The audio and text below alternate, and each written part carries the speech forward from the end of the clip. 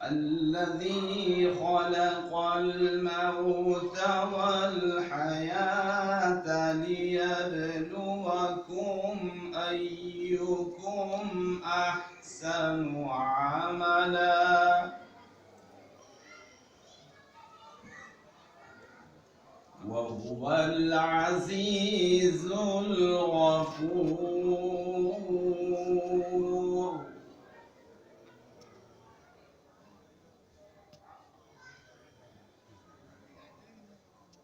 الذي خلق 7 سماوات طباقا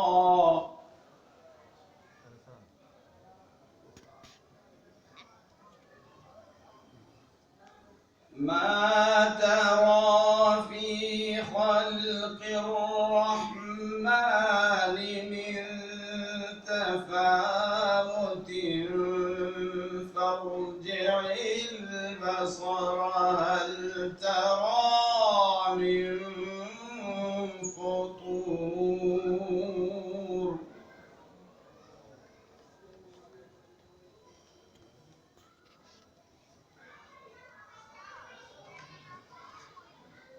ثم ارجع البصر كرتين ينقلب إليك البصر خاسئا وهو حسير. ثواب دارین حاصل کریں. میں گزارش کر رہا ہوں جو حضرات ادھر کھڑے ہیں چائے پی رہے ہیں یا ایسے ہی بیٹھے ہوئے وہ جو فرش عذاب پر تشریف لائیں اور ثواب داران حاصل کریں. ایک صلوات پڑھیں محمد و آل محمد پر اور نعت.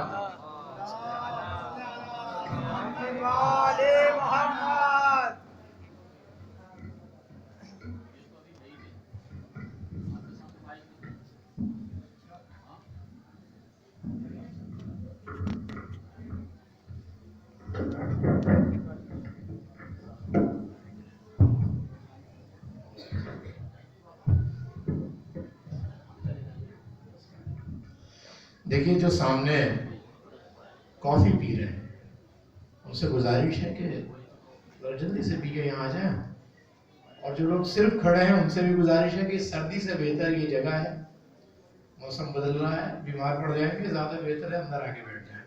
آپ حضرات درود پڑھیے محمد والے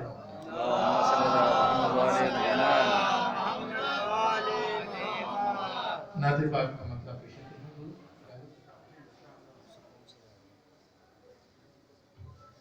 میں نعت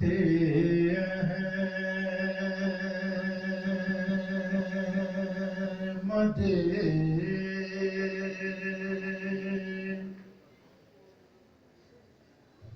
مرسل سنا لوں تو سکون پاؤں.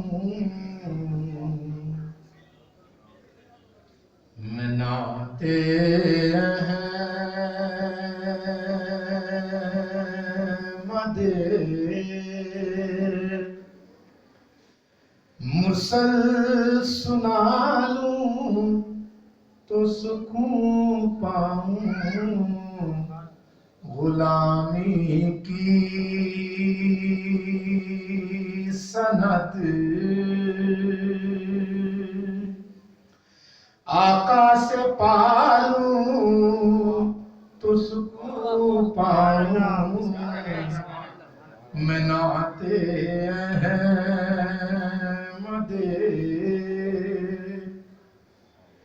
عجب غمگین عالم ہے, بہت دل بھی پریشان ہے. عجب غمگین عالم ہے, بہت دل بھی پریشان ہے. انہیں میں داستان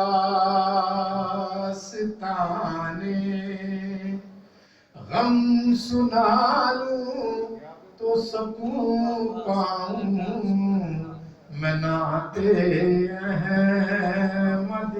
درود پڑھیے محمد والے.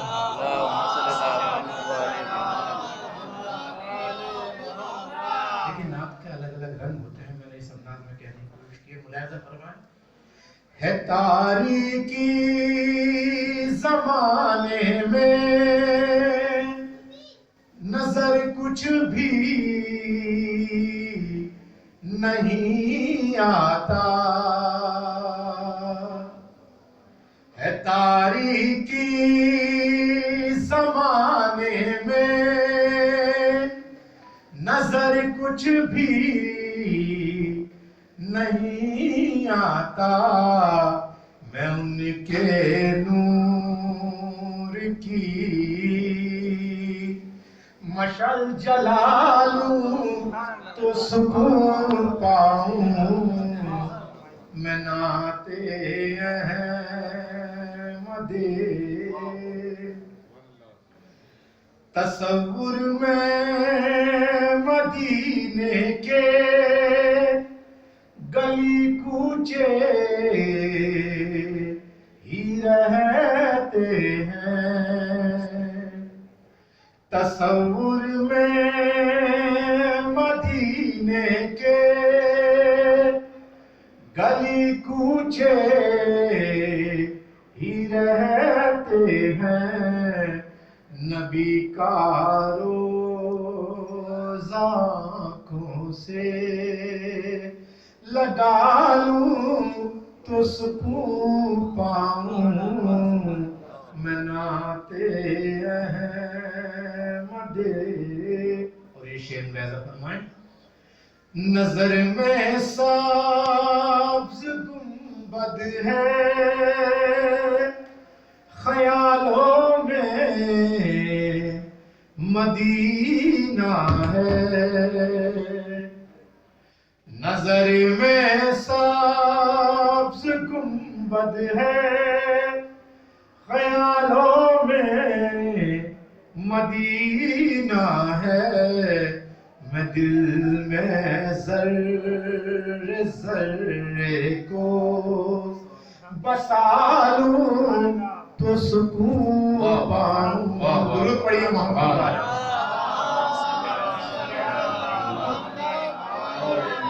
نعت پاک کے سلسلے کا آخری شعر ملاحظہ فرمائیں. جہاں میں ایک دن ہوگی حکومت دین احمد کی. جہاں میں ایک دن ہوگی حکومت دین احمد کی. طریقت ان کی ہر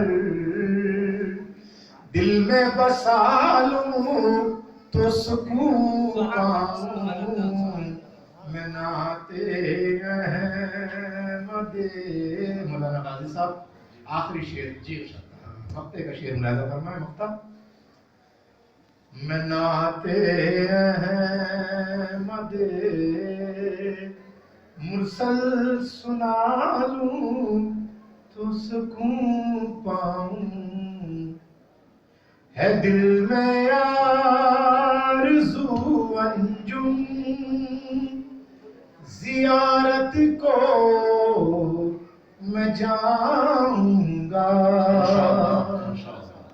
ہے دل میں آرزو انجم زیارت کو میں جاؤں گا. انہیں میں حال دل اپنا سنا لوں تو سکون پاؤں میں ناتے احمد. درود پڑھیے مسلمان.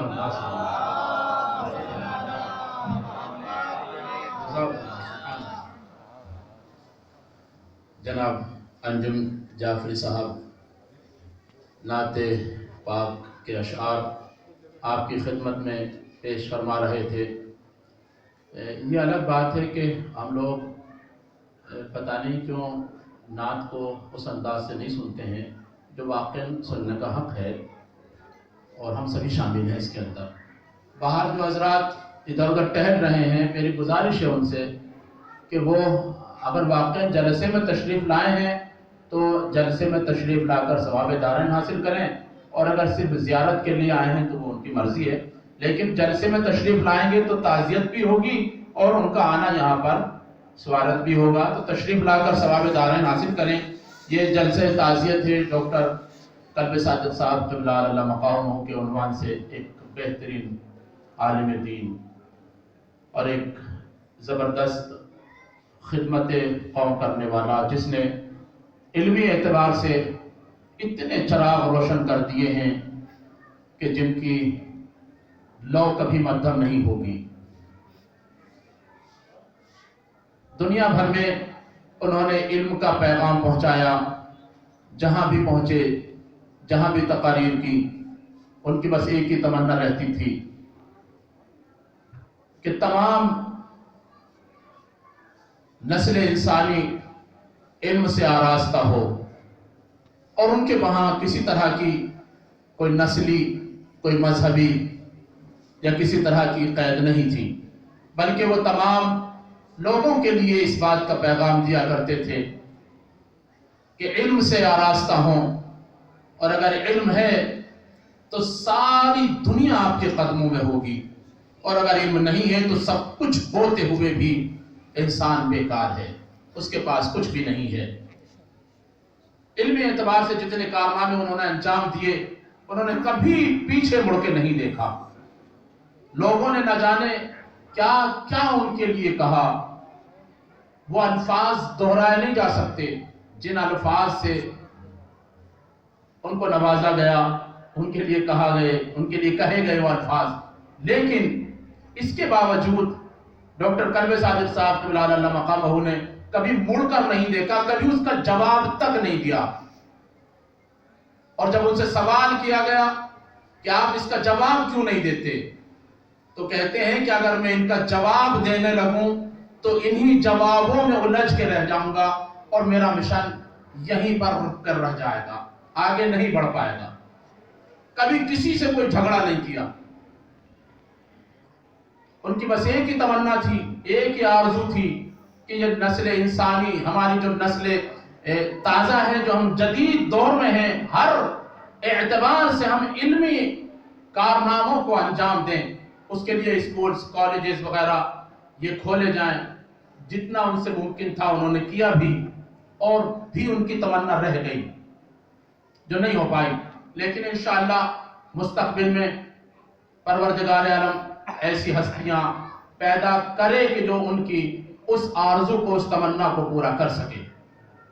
یہ ضروری نہیں کہ ڈاکٹر صاحب کے اپنے خاندان سے ہی ہو، ان کے گھر سے ہی ہو، بلکہ پروردگار عالم جس کو توفیق عطا کرتا ہے، جہاں چاہتا ہے وہاں وہ کام لے لیتا ہے۔ اس جلسے کا عنوان تعزیتی جلسہ ہے، اور اس میں چند تقاریر ہیں۔ میں اس وقت چونکہ جناب محمود پراچا صاحب جو سینئر وکیل ہیں وہ تشریف نہیں لائے ہیں، لہٰذا محمود پراچا صاحب غالباً تشریف لا رہے ہیں۔ مولانا حجت الاسلام عالی جناب مولانا ڈاکٹر قلب جواز صاحب قبلہ، مولانا قلب جواز صاحب قبلہ تشریف لا چکے ہیں، اور ان کے استقبال کے لیے ایک باواز بلند نعرہ صلوات ارشاد فرمائیں۔ اللہم صلی علی محمد و آل محمد۔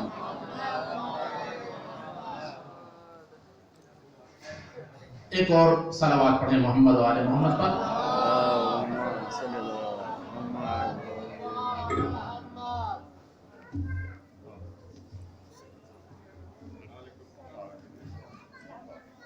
ایک اور صلوات پڑھیں محمد و آل محمد۔ اللہم صلی علی محمد۔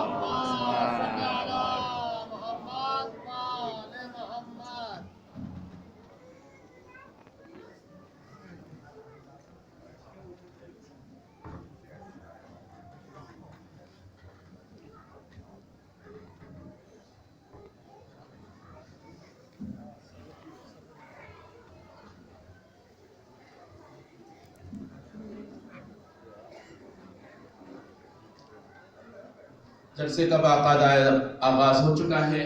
तिलावत कलाम मजीद के बाद अंजुम जाफरी साहब नात पाक आपको सुना चुके हैं और अब हम हर्फ इल्तिमास लेके चलेंगे। हुज्जतुल इस्लाम वल मुस्लिमीन आली जनाब मौलाना मोहम्मद अली मोहसिन तक़वी साहब क़िबला इमाम जुमा व जमात शिया जामा मस्जिद कश्मीरी गेट की खिदमत में कि वह तशरीफ़ लाएँ और अपनी तकरीर के ज़रिए से और अपने ख़यालात के ज़रिए से डॉक्टर कल्ब सादिक साहब क़िबला अला मक़ामों को ख़राज अक़ीदत पेश फरमाएँ। आप हज़रात नारे सलवात इरशाद फरमाएँ।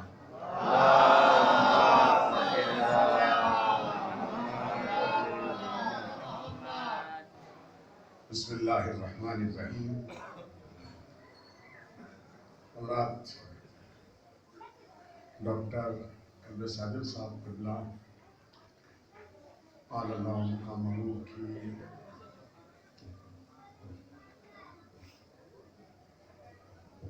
इंतकाल के मौके पर ये जलसा ताज़ियत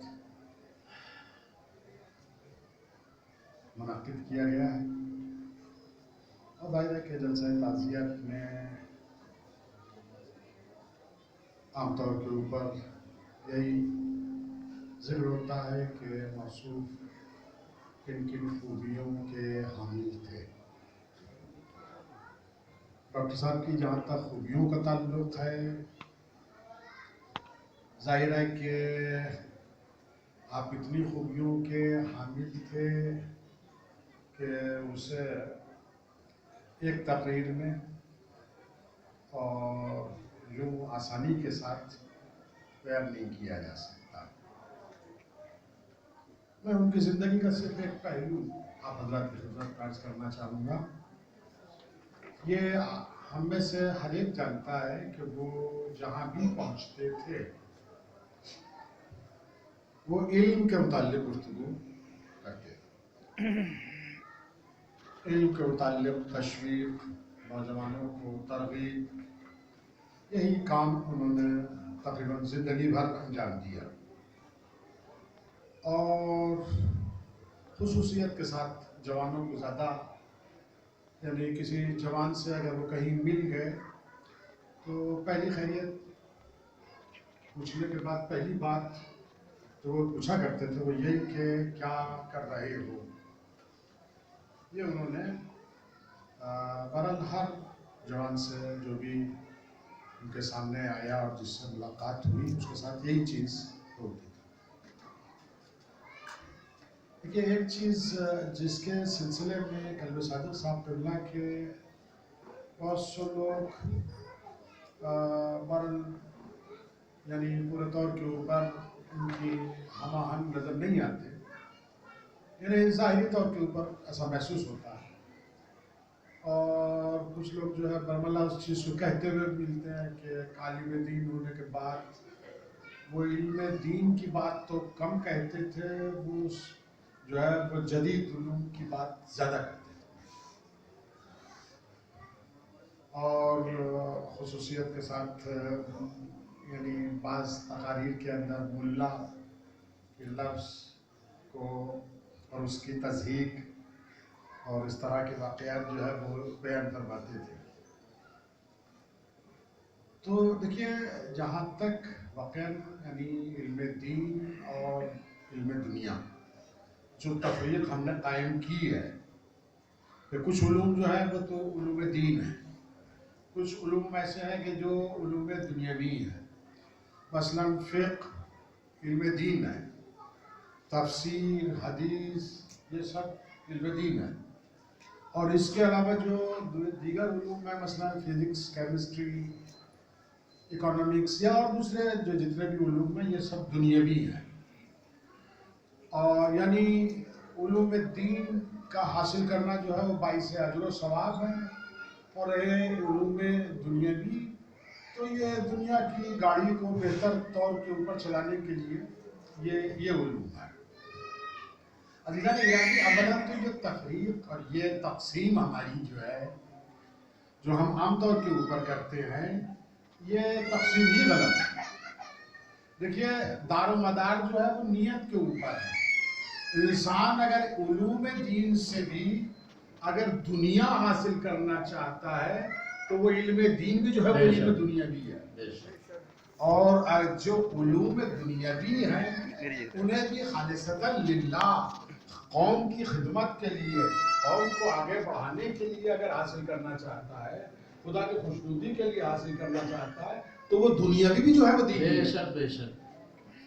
बहरहाल उलूम दुनियावी और दीनी की बहरहाल ये एक तकसीम हमारे सामने जो है।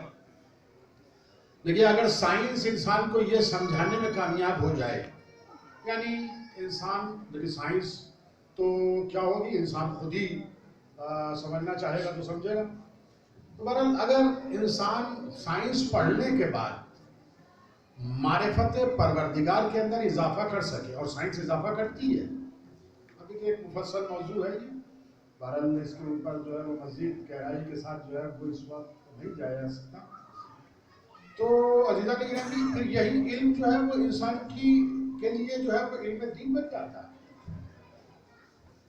तो अगर वो उलूम असरी की बात करते थे तो अजीज़ा के गिरामी वाक़ईन आज के हालात मुसलमानों के ऐसे हैं कि अब भी अगर हम मुतवज्जे नहीं हुए, अब भी हमने तवज्जो नहीं की, तो आप यकीन जानिए कि बहुत बुरा दौर, बुरा ज़माना, और कहीं ज़्यादा बुरा ज़माना जिसके मुताल्लिक़ हम सोच भी नहीं सकते, वो आने वाला है।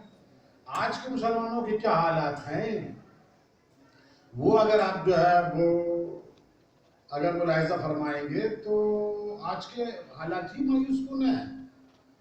और अगर इसी तरह के मायूसकुन हालात जो है वो आइंदा भी अगर जारी रहे तो आप ये तवक्को न रखिए कि हालात खुद ब खुद बेहतर हो जाएंगे। तो अगर कल साकिब साहब क़िबला असरी उलूम की तरफ ज़्यादा मुतवज्जह करते थे तो मैं समझता हूँ कि बिल्कुल बचा करते थे। ये वाक़ईन इस वक्त कौम की सूरत हाल यही है।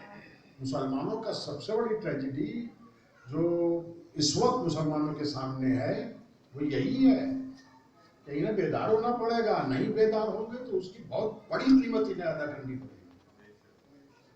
अपना जहाँ तक मुल्ला, तो देखिए वो ऐसा नहीं है कि वो इल्म दीन का मजाक उड़ा रहे हो, वो आलिम का मजाक उड़ाते हो। देखिए, वो अगर मुल्ला की तज़हीक बाज़ औक़ात करते थे तो वो उसी की तज़हीक करते थे कि जिसे हमारे यहाँ जो है वो हमारी ज़बान में नीम मुल्ला कहा जाता है।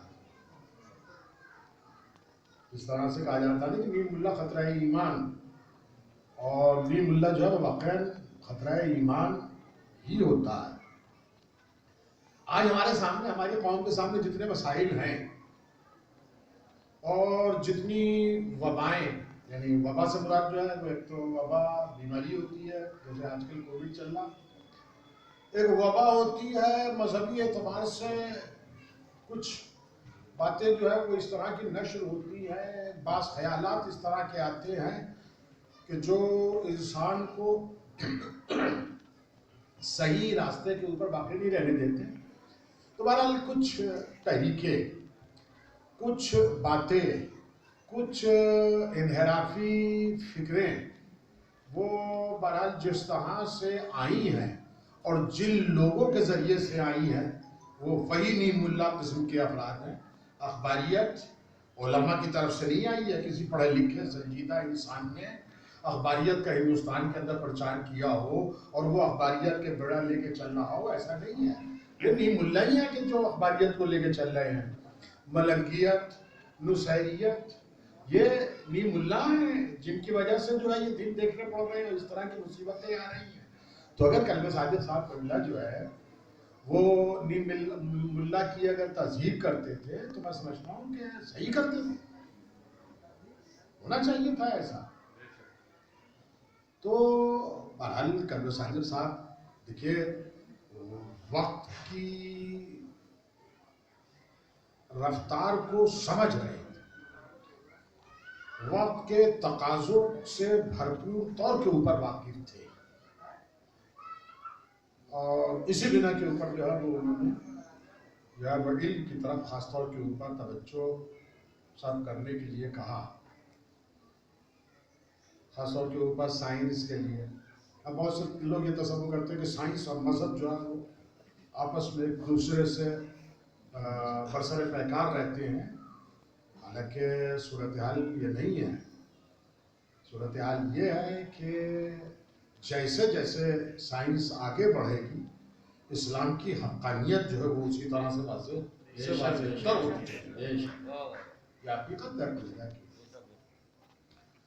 तो बहरहाल ये जदीद उलूम की तरफ वो तरगीब दिलाते रहे, और मैं समझता हूँ कि उन्हें खराज अक़ीदत अगर पेश करने की हम कोशिश करें तो इससे बेहतर अंदाज जो है वो उसका नहीं हो सकता कि हम उनके बताए हुए रास्ते के ऊपर आगे चलें और फिर जो है वो सही माना में हम खराज अक़ीदत जो है वो उन्हें पेश कर सकते हैं। क्योंकि कल सादिक साहब क़िबला की जहाँ तक खूबियों का ताल्लुक़ है, उनके कुछ उसूल, उनमें एक चीज़ जिसे वाक़ईन पूरी कौम जो है वो सही तौर के ऊपर हज़म नहीं कर पाई, और फिर उसके बाद जो है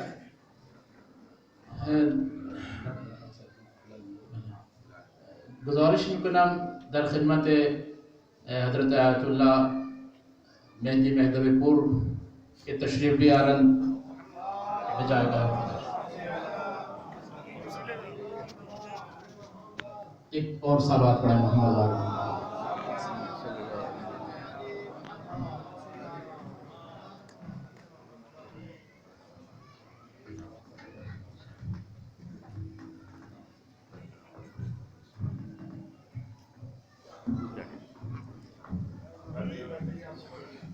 जी आखिरी बात कह के मैं अपनी बात को जो है तमाम करना चाहूँगा। देखिए कल सादिक साहब क़िबला का एक खुसूसियत ये रही, कल सादिक साहब क़िबला की एक खुसूसियत ये रही कि वो जहाँ पहुँचते थे बड़ी वक्त की पाबंदी उनके यहाँ हर जगह के ऊपर देखने के लिए मिलती है। एक जगह पे एक निकाह ने उनके साथ हुआ तो उन्होंने हमसे कहा कि देखिए इन्होंने हमसे 8 बजे का वक्त दिया था, अब इस वक्त जो है 8 बजने में 2-3 मिनट हैं, और इन्होंने सही वक्त पे अगर यानी 5 मिनट की हम इन्हें रियायत दे देंगे, 8:05 तक अगर निकाह शुरू नहीं हुआ तो फिर दोनों तरफ से जो है वो आप ही पढ़िएगा। तो हमने मुझसे पूछा कि हुजूर क्या आप यहाँ से तशरीफ ले जाएंगे? कह लेंगे नहीं हम यहीं बैठे रहेंगे लेकिन हम निकाह नहीं पढ़ेंगे। तो बहरहाल वो हजरात से जब हम लोग ने कहा कि साहब खैरियत अगर चाहते हो तो 8:05 से पहले जो है निकाह शुरू करवा दो, वरना ये निकाह पढ़ने वाले नहीं है। तो बहरहाल बात उनकी समझ में आई, अब उन्होंने जो है सही वक्त के ऊपर शुरू किया। देखिए वाक़ईन मसला ये है कि हमारे यहाँ मजालिस हों या महफिल या जितने भी प्रोग्राम हैं, वो अगर 8 बजे ऐलान किया जाता है तो 9 साढ़े 9 बजे से पहले शुरू नहीं होते, और प्रोग्राम भी जो है वो बाज़ इलाकों के अंदर 10 बजे से पहले कोई मजलिस शुरू नहीं होती।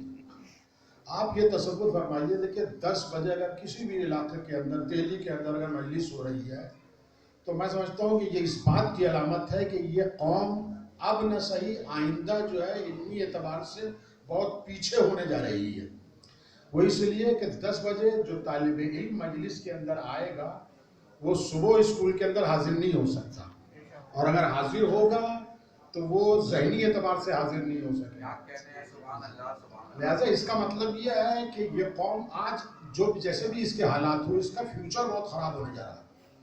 लिहाजा मजलिस जो है वो सही वक्त के ऊपर शुरू हो, जो औकात मजलिस के हैं उन औकात के ऊपर जो है वो मजलिस शुरू हो जाए। वक्त की कदर जो है वो करना कल सादिक साहब ने सिखाया, और ये बात जो है वो कोई ऐसी नहीं है कि जिसे बहरहाल सिर्फ कल सादिक साहब क़िबला जो है वो अर्ज़ कर आप हजरत के सामने कहते रहे हों, बल्कि मशहूर है, दुनिया जानती है कि अगर वक्त की कदर नहीं की तो फिर ये वक्त आपकी कदर करने वाला नहीं है। لہذا مجالس صحیح وقت کے اوپر شروع ہوں. اور رات کے 10 بجے مجلس شروع ہو رہی ہے. ظاہر ہے 10 بجے مجلس شروع ہو رہی تو 12 بجے تک جو ہے وہ مجلس یا مجلس کا سلسلہ جو ہے باقی رہے گا. کس وقت انسان سوئے گا؟ جن حضرات کو جو ہے مثلا 7 بجے 8 بجے اپنی ڈیوٹی کے اوپر پہنچنا ہے، ظاہر ہے وہ نہیں پہنچ سکیں گے. کون لوگ مجلس کے لیے سننے آئیں گے؟ آپ نوجوانوں تک اگر دین منتقل کرنا چاہتے ہیں تو صحیح وقت کے اوپر مجالس ہو. بہرحال کلب صادق صاحب قبلہ نے اس سلسلے میں سختی دکھائی، لیکن بہرحال افسوس ہے کہ ایک اکیلے کلب صادق صاحب اس سلسلے میں کام کرتے رہے اور بہرحال دیگر افراد جو ہے وہ اس سلسلے میں اس طرح سے کام نہیں کر سکے. مجبوریاں ہوتی ہیں. اب کلب صادق صاحب کا ایک اسٹیٹس تھا، ایک وقار تھا، ایک حیثیت تھی، لہذا وہ اس چیز کے اوپر عمل کر پائے. اب بہت سے لوگوں کے لیے امکان نہیں ہوتا. مجلس تبھی شروع ہوتی ہے کہ جب سامعین تشریف لے آئیں، اور جب تک سامعین نہیں آئیں گے اس وقت تک جو ہے مجلس شروع نہیں ہو سکتی. دیکھیے ہماری نظریے جو ہیں وہ بہت بلند ہیں، بہت اونچے. فکر کے اعتبار سے جو ہے وہ ہم بہت اونچی باتیں کرتے ہیں. مثلا ہم کہتے ہیں کہ جناب معصومہ عالم مجلس میں آتی ہیں، لیکن ایک پہلا سوال، فطری سوال، نیچرل سوال یہ ہے کہ آپ مجلس میں لیٹ پہنچتے ہیں، کیا جناب معصومہ عالم بھی مجلسوں میں لیٹ آتی ہیں؟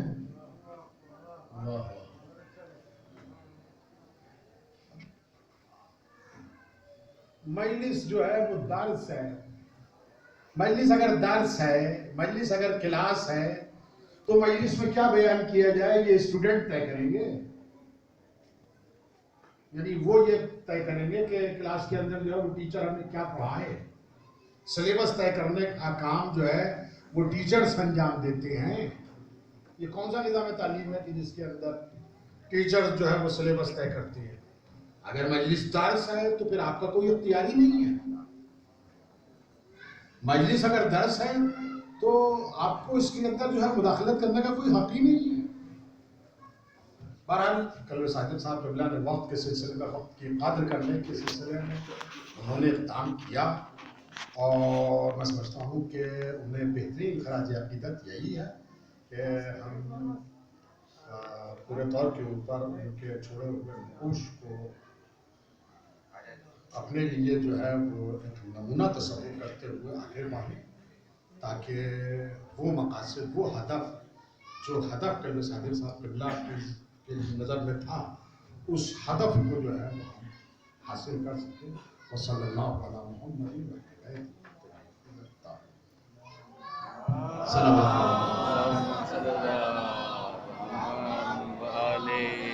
حضرت الاسلام عالی جناب مولانا ممتاز علی صاحب قبلہ تشریف لا چکے ہیں.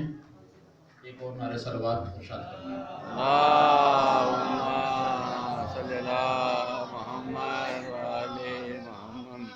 مولانا محمد علی محسن تقوی صاحب قبلہ، آپ کے طریقہ کار، آپ کی فکر اور مولانا کلب صادق صاحب قبلہ کے متعلق بیان فرما رہے تھے. وقت ضائع نہ کرتے ہوئے، چونکہ ہمارا یہ پروگرام 10 بجے تک انتہا کو پہنچنا ہے، لہٰذا ہم گزارش کریں گے اپنے مقررین سے کہ وہ ٹائم کا خیال رکھیں تاکہ دوسرے حضرات بھی اسی وقت کے اندر اندر اپنی بات کو پہنچا سکیں.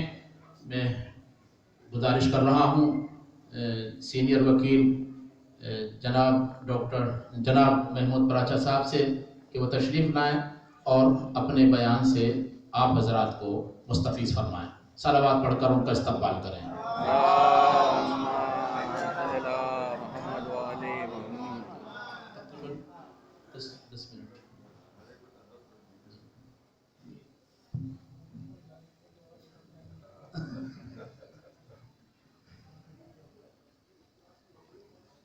بسم اللہ الرحمن الرحیم. حاضرین السلام علیکم ورحمۃ اللہ وبرکاتہ. میں آج آپ لوگوں کے درمیان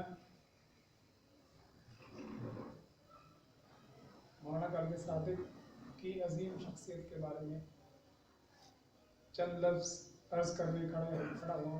हुज्जतुल इस्लाम में माजरत चाहता हूँ, आली जनाब मौलाना सफ़ी अदर साहब क़िबला तशरीफ़ ला चुके हैं। मैं गुजारिश करूँगा कि वो स्टेज पर तशरीफ़ लाएँ। हुज्जतुल इस्लाम वल मुस्लिमीन आली जनाब मौलाना सफ़ी अदर साहब क़िबला, मैं महमूद साहब से माजरत चाहता हूँ।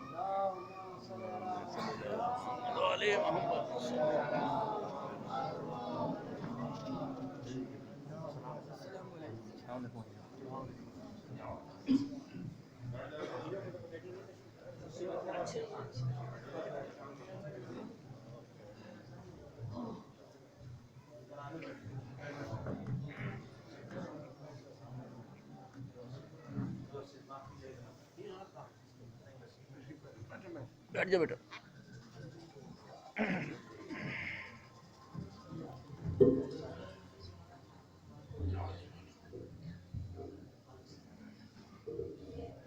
मेरी ये राजनीतिक ऐसे भी टूटे फूटे लफ्ज़ कुछ आते हैं, मेरे ख्याल से ये सिर्फ एक सूरज को चिराग दिखाने जैसा ही होगा, लेकिन इस बात को कहने में मुझे कोई शुबे की गुंजाइश नहीं है कि मौलाना ना सिर्फ अहले बैत बल्कि पूरे मुल्क भारत में ना सिर्फ मुस्लिम कम्युनिटी बल्कि हमारे मुल्क के जितने भी मुस्तज़फ़ीन हैं उनकी नुमाइंदगी करते थे और बहुत ही पुख्तगी के साथ, बहुत ही मजबूती के साथ उनकी नुमाइंदगी करते थे। मजहबी एतबार से जो उनका ताउन और जो उनकी कॉन्ट्रीब्यूशंस हैं वो तो आप सभी जानते हैं, बल्कि जो चीज़ मैं हाईलाइट करना चाहता हूँ वो उनकी एजुकेशन की फील्ड में जो उन्होंने कार्रवाई की और जो उन्होंने मेहनत की, जो इदारे बनाए, वो भी मैं समझता हूँ कि तारीफ के लायक हैं और उनको याद रखा जाना चाहिए। और उनको सच्ची खराज अकीदत यही होगी कि उनके बनाए हुए जो इदारे हैं, जो इदारे उन्होंने तालीमी तौर पे या दीनी इदारे जो चलाए, उनको हम सभी मिलकर मजबूत करें। वही उनके लिए हमारी सबसे अच्छी खराज अकीदत है। आज हमारा मुल्क बल्कि पूरा आलम दीन और दुनिया एक मुश्किल हालात से गुजर रहे हैं। हमें सबको ये भी ख्याल रखना चाहिए और ऐसे टाइम में इस बात में कोई शक और शुबे की गुंजाइश नहीं है कि मौलाना की कमी हम सब लोगों को बहुत खलेगी। हमारे जो हम वक्त के ताल्लुक से मौलाना कल्बे जवाब यहाँ मौजूद हैं, दीगर आलिम दीन भी यहाँ मौजूद हैं, जो हम वक्त के ताल्लुक से और दीगर मुस्तज़फ़ीन की जो लड़ाई लड़ने के लिए, जो उनके हकूक़ की कानूनी जंग लड़ने के लिए हम लोग पेशकदमी करेंगे, उसमें बिला शक व शुबा हमें मौलाना की कमी हमेशा खलेगी। तो हम सबको इस बात का तहय्युम करना चाहिए कि जो काम वो किसी ना किसी हद तक अधूरे छोड़ के गए, वो एजुकेशन पढ़ाई लिखाई की फील्ड के हों या वक्त के तहफ़्फ़ुज़ के फील्ड के हों या जो मजहबी एतबार से उनके जो कारगुजारी थी, उसमें हम लोग उनके दिखाए हुए रास्ते पे, उनके जो ख्वाब थे उनको पूरा करने में मजबूती के साथ खड़े हैं। इन्हीं लफ्ज़ों के साथ मैं एक बार फिर ये कहना चाहता हूँ कि मौलाना की कमी तो हमें सब को खलेगी ही, और लेकिन ये बात भी हक है कि जो चीज़ जो भी शय पैदा हुई है उसको एक ना एक दिन अंजाम तक पहुँचना है। ये भी अल्लाह ताला का निज़ाम है, उससे भी कोई बच नहीं सकता या कोई भी उससे हट के नहीं चल सकता। तो अल्लाह ताला का निज़ाम सब पे भारी है, लेकिन इंसान अपने कामों से याद किया जाता है और मौलाना भी अपने कामों से, मेरे ख्याल से, मेरा ख्याल ऐसा है कि ता क़यामत याद रखे जाएंगे। आखिर दावाना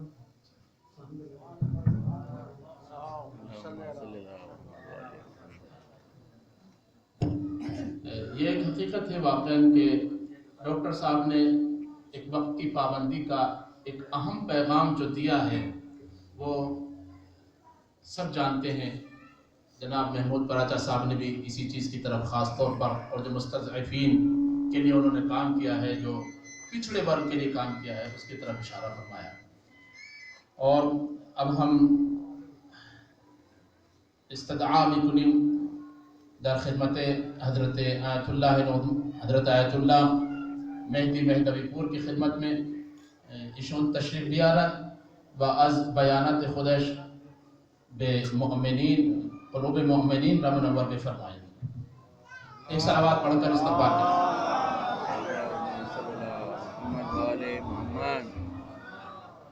السلام علیکم ورحمۃ اللہ.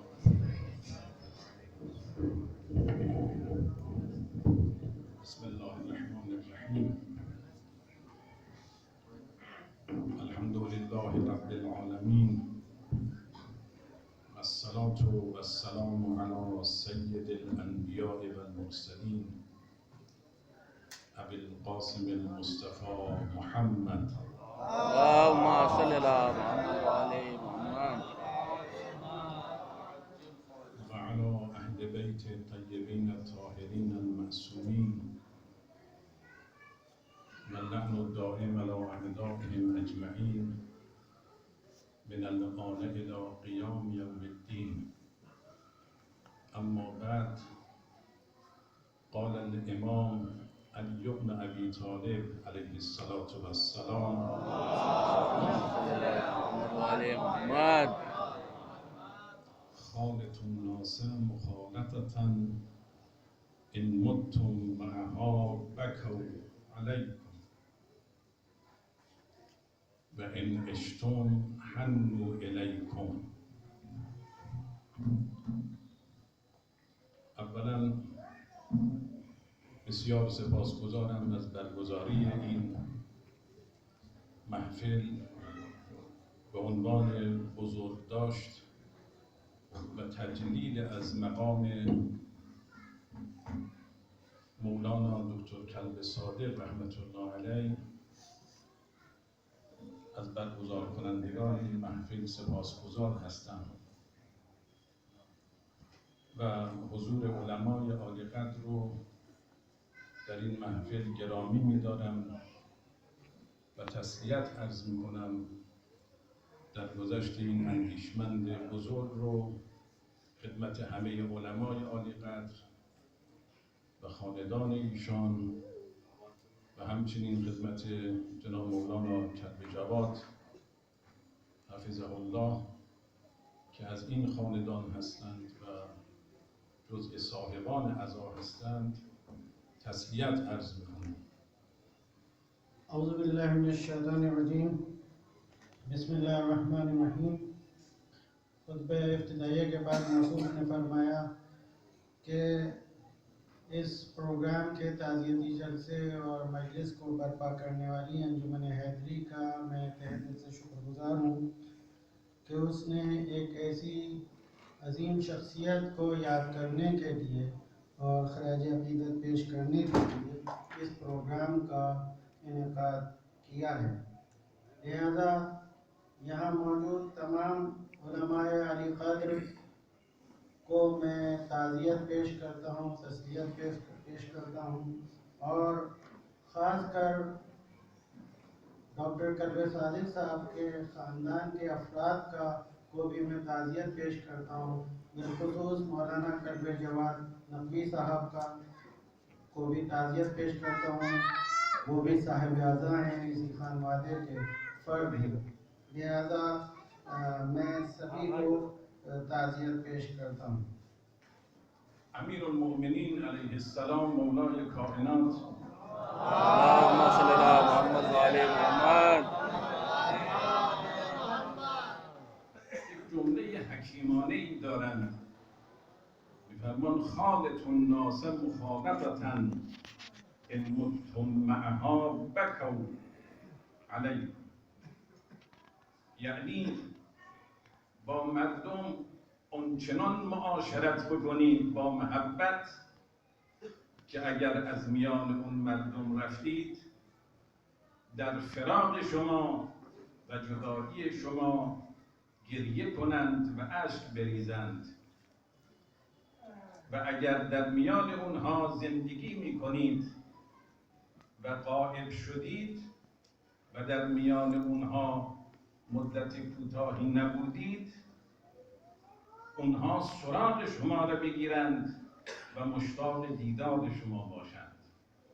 این جمله حکیمانه امیرالمؤمنین مولای کائنات است.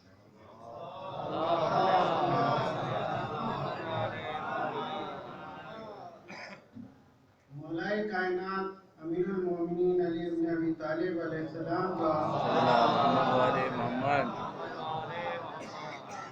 کہ حکیمانہ جملات میں سے ایک بہت ہی حکیمانہ جملہ ہے کہ وہ فرماتے ہیں کہ لوگوں کے درمیان اس طرح زندگی گزارو، اس محبت کے ساتھ ان سے اس طرح رفتار کرو، تمہارا کردار، رفتار، افکار اس طرح ہوں کہ اگر ان کے درمیان سے چلے جاؤ تو وہ تمہارے فراق میں، تمہاری یاد میں گریہ کریں، اشک بہائیں، اور اگر ان کے درمیان زندگی گزار رہے ہو اور کچھ وقفے کے لیے ان سے جدا ہوئے ہو تو وہ تمہاری یاد کریں، تمہارا انتظار کریں اور تمہارے دیدار کے مشتاق رہیں۔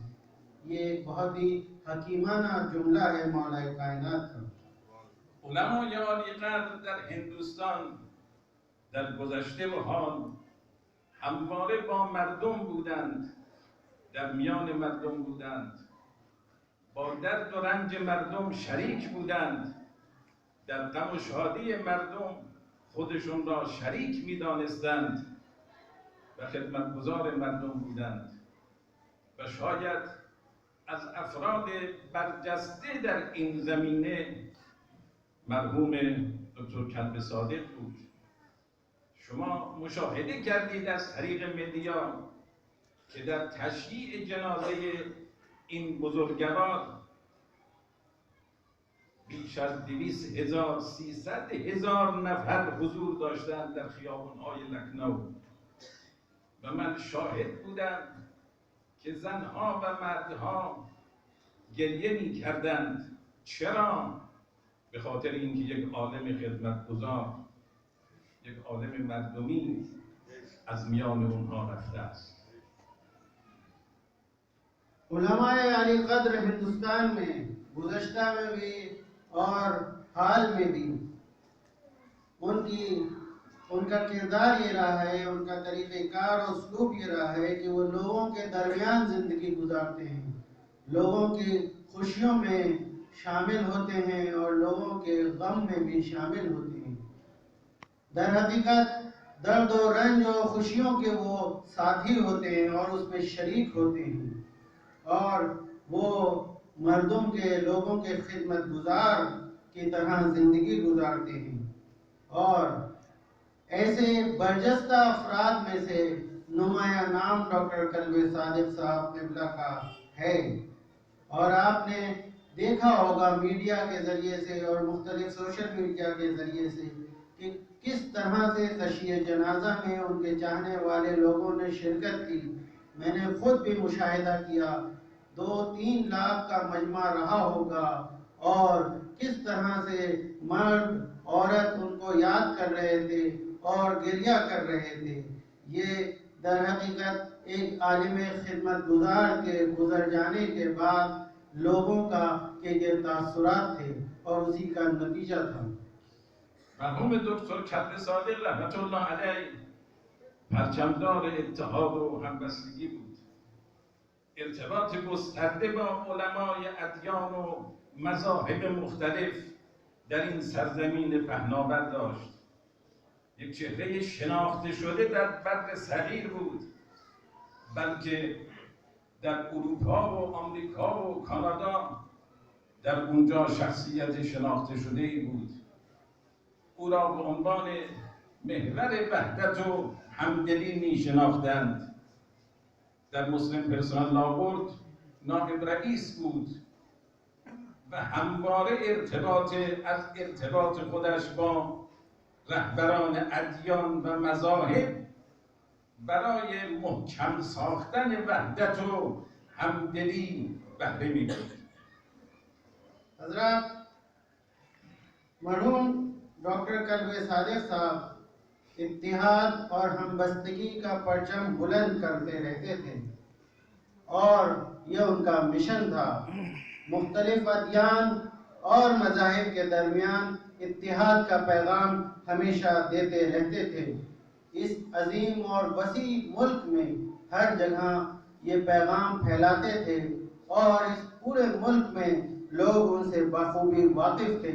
نہ صرف اس ملک میں بلکہ پورے بر صغیر میں، اور نہ صرف بر صغیر میں بلکہ یورپ، امریکہ، کینیڈا اور تمام دوسرے ممالک میں ان کو لوگ بخوبی ان سے واقف تھے اور وہ محور وحدت اور ہمدلی کے طور پر پہچانے جاتے تھے۔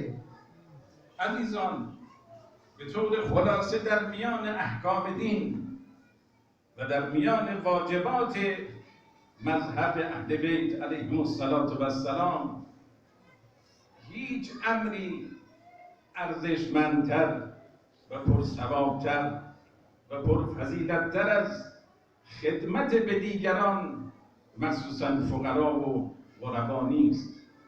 شما ببینید در سیره اهل بیت علیهم السلام همه امامان ما در عین حالی که افراد رو تشویق می‌کردند که به فقرا و غربا برسید، مباشرتاً خودشون اقدام می‌کردند و دستگیری از فقرا می‌کردند. در نیمه‌های شب مولای کائنات امیر المؤمنین علی ابن ابی طالب علیه السلام حتی در دوران حکومتش خودش به شخص شخیص و نفس نفیس مباشرتاً در نیمه های شب به در خانه ایتام و غربا و فقرا می رفت و ناشناخته به اونها غذا میداد. وقتی که امام باقر علیه السلام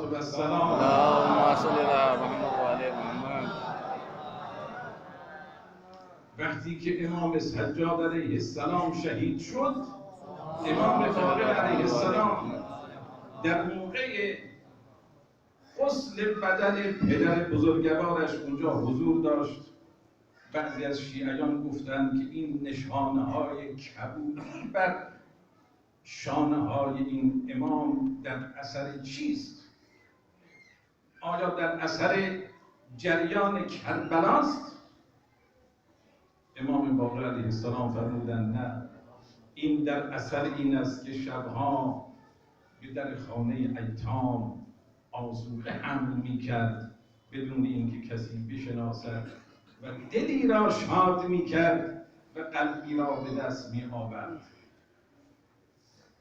عزیزان گرامی، ائمہ اطہار کی زندگی اور سیرت سے ہمیں یہ سبق ملتا ہے کہ غربا، فقیروں اور ضرورت مندوں کی مدد سے بڑھ کے اور اس سے زیادہ اہم اور کوئی عمل نہیں ہے۔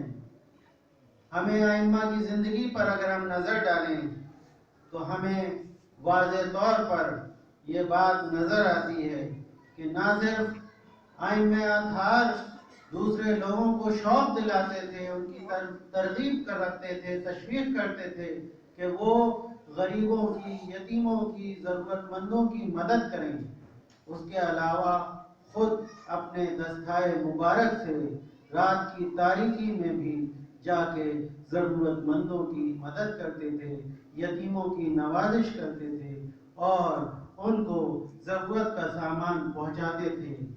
یہ ہمیں ائمہ کی زندگی میں مسلسل یہ ملتا ہے۔ مولائے کائنات امیر المومنین علی ابن ابی طالب رات کی تاریکی میں ایسے گھروں میں جاتے تھے، یتیموں کے پاس جاتے تھے، ضرورت مندوں کے پاس جاتے تھے، اور اس حال میں کہ وہ پہچان بھی نہ پاتے تھے، اپنے آپ کو در حقیقت معرفی بھی نہیں کرتے تھے اور ان کی مدد کرتے تھے، اور یہ اس وقت بھی کرتے تھے کہ جب ظاہری حکومت ان کے ہاتھ میں تھی، اس وقت بھی وہ دوسروں سے کراتے تھے لیکن خود بھی ان کاموں کو انجام دیتے تھے۔ اور اسی طرح چوتھے امام کی شہادت کے بعد جب امام باقر علیہ السلام صلی اللہ محمد وآل محمد غسل کا انتظام ہو رہا تھا اور غسل دیا جا رہا تھا، تو بعض چاہنے والوں نے پانچویں امام سے دریافت کیا، یا مولا یہ امام سجاد کے شانوں پر یہ نشان کیسے ہیں، یہ کاہے کے نشان ہیں، جو کہ آیا یہ کربلا کے ظلم و ستم کی نشانیاں ہیں؟ تو مولا فرماتے تھے نہیں، یہ نشانیاں اس کی ہیں کہ رات کی تاریکی میں بابا اپنے کندھوں پر آذوقہ اور کھانے کا سامان لے کے غریبوں کے گھروں میں جاتے تھے، یہ اس کی نشانیاں ہیں۔ و مخصوصا در کمک به غربا، در امر تحصیل، در امر آموزش، این بسیار مهم است. مهمترین کمک به فقرا و غربا در امر تحصیل فرزندان اونهاست که مرحوم دکتر کدر صادق این جهت رو تا پایان عمرش دنبال کرد و هزاران نفر از دانشجو و دانش آموز را سعی میکرد کمک بکند، کمک تحصیلی به اونها و اینها درس بخوانند و جامعه هندوستان در اثر آموزش پیشرفت بکند. حضرت اور غربا اور ضرورت مند اور فقیر لوگوں کی پڑھائی کا انتظام کرنا یہ بے پناہ اہمیت کا حامل ہے اور بے پناہ اس کی امپورٹنس ہے، اور ڈاکٹر کلب صادق صاحب مرحوم نے بے پناہ زحمات انجام دی ہیں اس کام کو انجام دینے کے لیے، سالوں ان کی کاوشیں ہیں اور ہزاروں کی تعداد میں ایسے بچوں کی انہوں نے تعلیم اور تربیت کا انتظام کیا ہے، اور ان کی پوری کوشش تھی کہ ہندوستانی سماج ایک تعلیم یافتہ سماج ہو، ایک پڑھا لکھا سماج ہو۔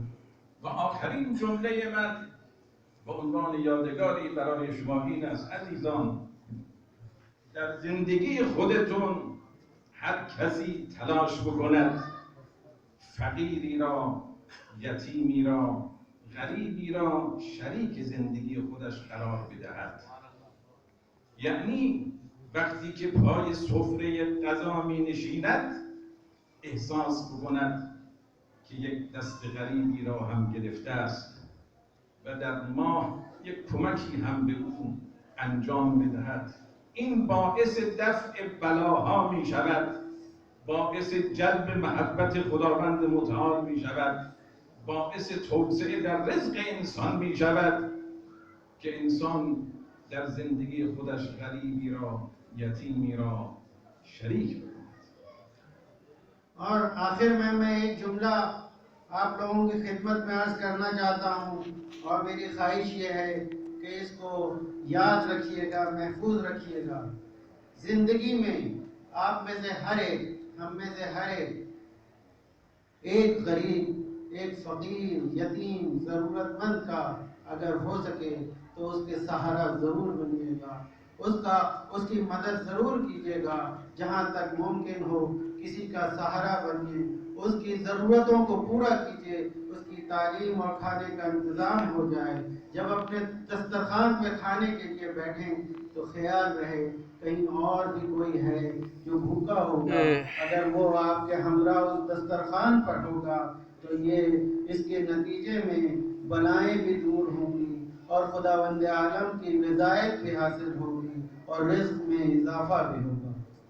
مقام معظم رهبری حفظه الله آقای مرحوم دکتر کدر صادق را میشناختند، برای ایشان احترام قائل بودند. لذا بعد از این که من در لکنو در مراسم نماز جنازه و در تشییع شرکت کردم و برگشتم، دو شب بعد از دفتر مقام معظم رهبری تماس گرفتن، گفتن حضرت آقا دستور دادن به شما که یک بار دیگر بروید لکنو و از طرف ایشان سلام مخصوصی